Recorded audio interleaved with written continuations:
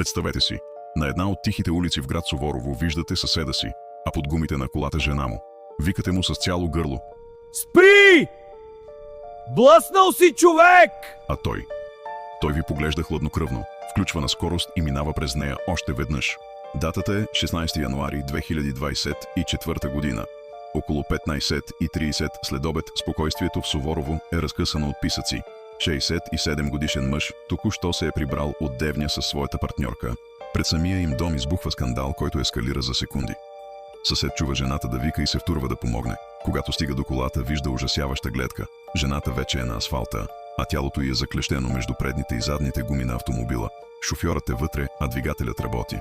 Съседът реагира светкавично. Той застава пред капака и крещи: „Не мърдай, блъснал си я!“ Той хуква към близкия магазин, за да намери помощ и хора, с които да вдигнат автомобила и да извадят пострадалата.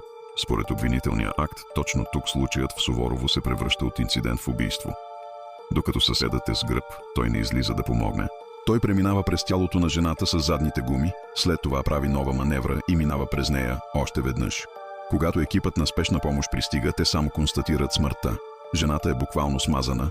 Прокуратурата във Варна е категорична. Маневрите след изричното предупреждение на свидетеля доказват пряк умисъл. Мъжът е знаел точно къде е жертвата му и е избрал да продължи. В момента мъжът е обвиняем за убийство по особено мъчителен начин. Законът предвижда от 15 до 20 години затвор, доживотен затвор или доживотен затвор без право на замяна. Делото тепърва влиза в окръжния съд във Варна, където ще се реши дали това е нещастен случай или хладнокръвно отмъщение. Към момента няма влязла в сила присъда. Съдът предстои да се произнесе. Възможно ли е 67 годишен мъж просто да не види какво прави, или това е най-жестоката форма на домашно насилие? Вие каква присъда бихте дали за престъплението в Суворово?